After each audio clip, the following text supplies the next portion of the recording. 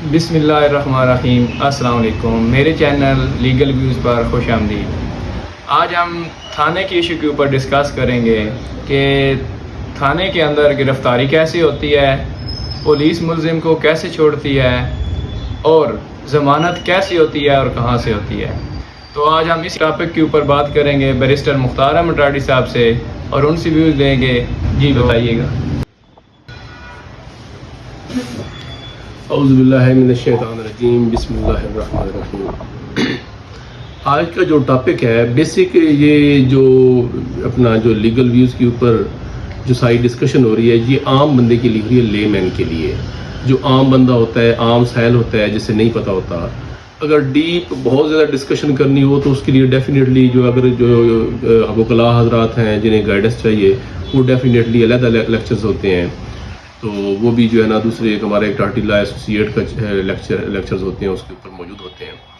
तो अभी ये है आम बंदों के लिए कि जब एक FIR कट जाती है, FIR कटने के बाद पुलिस क्या करती है कि पुलिस अगर थाने की ज्यूरिस्डिक्शन के अंदर, यानी कि जो थाने की ज्यूरिस्डिक्शन डिक्लेयर की गई है उसके अंदर मुलज़म मौजूद है, तो FIR कटने के बाद उसे वहाँ से जाके अरेस्ट कर सकते हैं।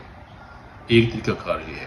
उसके बाद अगर वो उस ज्यूरिस्डिक्शन में बंदा नहीं रहता, किसी और ज़िले में रहता है, तो किसी और ज्यूरिस्डिक्शन में रहता है, तो फिर क्या होता है कि वहाँ से लोकल जो SP किसी और ज़िले में रहता हो, तो फिर जो है ना किसी और जो DPO अपने DPO से करवा के फिर दूसरे DPO की तरफ मूव करवाना होता है, वहाँ से करवा के लोकल थाने को साथ ले जाके अरेस्ट करना होता है। ये एक प्रोसेस होता है। उसके बाद जब ये अरेस्ट कर लेते हैं, अरेस्ट करने के बाद इनके पास इख्तियार होता है कि ये गिरफ्तारी मुलतवी रखें, यानी गिरफ्तारी ऑफिशियली डॉक्यूमेंट्स के अंदर वो दर्ज करनी होती है, तो गिरफ्तारी वो मुलतवी रख सकते हैं। यानी कि आपको कागजात के अंदर वो गिरफ्तारी जो है ना वो नहीं डालते, पहले देखते हैं कि क्या आप इसमें जो है ना आपके पास कोई ऐसा मटेरियल है या मुलज़म मुद्दई के पास कोई ऐसा मटेरियल है जिससे साबित होता है कि आपने वो ऑफेंस किया है। अगर आप साबित करने में कामयाब हो जाते हैं कि आपके पास जो है ना वो डॉक्यूमेंटेशन या जो भी चीज़ें हैं प्रूफ आपके पास मौजूद हैं, पुलिस सेटिस्फाइड हो जाती है, तो पुलिस चाहे 302 का पर्चा हो, चाहे कोई भी FIR हो, वहाँ से आपकी गिरफ्तारी मुलतवी करते हुए वो under 169 CRPC criminal procedure code वो मुलज़म को रिहा कर सकती है। ये पुलिस के पास इख्तियार है, ज़ाती जो है ना मुचलकों के ऊपर, ज़ाती ज़मानों के ऊपर वो रिहा कर सकती है। ये पुलिस के पास इख्तियार है और ये बड़ा पावरफुल इख्तियार है। उसके बाद सेकेंडली, अगर पुलिस ने गिरफ्तारी डाल दी है, यानी कि ऑफिशियल डॉक्यूमेंट्स के अंदर गिरफ्तारी जो है ना वो मेंशन कर दी है, तो फिर पुलिस नहीं छोड़ेगी। पुलिस अपनी राय लिख देगी, सारा कुछ कर देगी। पुलिस को खाना नंबर 2 के अंदर पुलिस कर देगी आप जो मुलज़म को, तो मुलज़म जो है मजिस्ट्रेट के पास पेश करेंगे, तो मजिस्ट्रेट को वो कहेगी कि ये बंदा बेगुनाह है। मजिस्ट्रेट वहीं पे ही बंदे को छोड़ सकता है, उसकी डिस्चार्जी हो तो वो बेशक, हालांकि जो मजिस्ट्रेट होता है उसके पास इख्तियार 302 का नहीं होता। अगर डिस्चार्ज रिपोर्ट बना के पुलिस दे देती है तो वो वहीं पे ही जो है ना 302 के बंदे को भी छोड़ सकता है जो मजिस्ट्रेट है।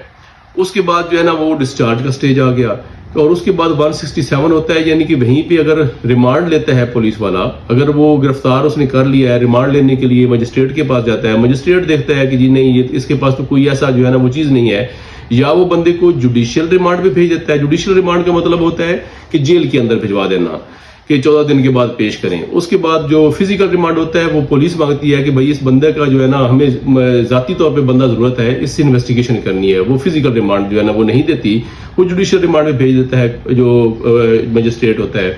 और अगर वो रिमांड दे देता है तो फिर वो इन्वेस्टिगेशन करेंगे, उसके बाद फिर चालान बना के वो करेंगे, जी बिल्कुल ठीक है जी, आप हमें जुडिशियल कर रहे हैं। पुलिस बजाते खुद भी जुडिशियल कर सकती है। मैक्सिमम जो होता है कि जो पुलिस जो रिमांड ले सकती है विद इन 24 आवर, एक तो उसने लेना होता है। 24 आवर के ऊपर जो अगर वो टाइम लगता है तो फिर उसने वो डिस्क्राइब करना है कि क्यों है। वो इलीगलिटी हो जाती है कि अगर वो 24 घंटे के अंदर गिरफ्तारी के बाद वो पेश नहीं करते, होती हैं मामलात होते हैं, इश्यूज होते हैं, अगर वो नहीं कर सकते या कहीं बाहर से लेके आते तो सफरी रिमांड वगैरह लिया जाता है, तो वो ये सारी चीज़ें अलग से फिर डिस्कस कर लेंगे, तो वहाँ पे छोड़ सकते हैं। उसके बाद जब बंदा जुडिशियल फिजिकल रिमांड के ऊपर होता है तो फिर यकीनन थाने में मौजूद होता है तो उसकी बेल जो है ना वो मूव नहीं की जा सकती। तो उसके बाद जब वो चालान हो जाता है तो बेल मूव करते हैं। अगर जो मजिस्ट्रेट के ट्रायल के केसेस होते हैं جب چلان ہو جاتا ہے تو اس کے پاس بیل موو کی جاتی ہے. بیل موو کرنے کے بعد وہ بیل الاؤ کر سکتا ہے یا وہ ریجیکٹ کر سکتا ہے. ریجیکٹ کرتا ہے تو سیشن جج کے پاس جاتی ہے. اگر وہ ریجیکٹ کرتا ہے تو ہائی کورٹ سے کے بعد سپریم کورٹ ہوتا ہے. اس کے بعد اگر یہ جو ہے اپنا مرڈر کے کیسز ہیں تو اس میں بندہ جیل چلا گیا ہے تو جیل جانے کے بعد پھر بندے نے سیدھا سیشن کورٹ میں جانا ہے کہ وہ سیشن کا ٹرائل ہوتا ہے. سیشن کے ساتھ سے بیل لینی ہوتی ہے. اگر وہاں سے نہیں ہوتی high court and then supreme court. یہ سمپل سا پروسیس ہے کہ اس میں آپ نے کیسے جو ہے نا یعنی کہ گرفتاری سے لے کے بیل تک یہ پروسیس کیا ہوتا ہے. تو جب بھی بندہ بیل کے اوپر جاتا ہے تو بیل کے اندر مچلکے دینے ہوتے ہیں, ضامن دینے ہوتے ہیں.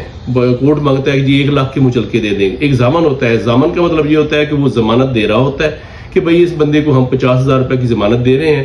اگر یہ بندہ ہر تاریخ پیشی کے اوپر پیش نہیں ہوتا تو 50,000 روپے جو ہے نا وہ میں ادا کروں گا اس ضمانت کی صورت میں. تو یہ ہوتا ہے کہ اس کی ذمہ داری ہوتی ہے کہ ہر بندے نے ہر جو ملزم ہے وہ ہر تاریخ کے اوپر پیش ہو. تو اس کا صرف ایک سادہ سا مطلب یہ ہوتا ہے کہ پولیس کی کسٹڈی سے یا جیل سے لے کے بندے کو ایک پرائیویٹ بندے کے جو ہے نا ہینڈ اوور کر دینا کہ بھائی اب آپ کی ذمہ داری ہر تاریخ کے اوپر پیش کریں. تو یہ ضمانت کا پورا پروسیجر ہے. ڈسچارجی کا بھی پروسیجر ہے جناب. تو یہ آج کے جناب ہمارے گرفتاری اور ضمانت تک اور ڈسچارج کی تک یہ ویوز تھے. Thank you.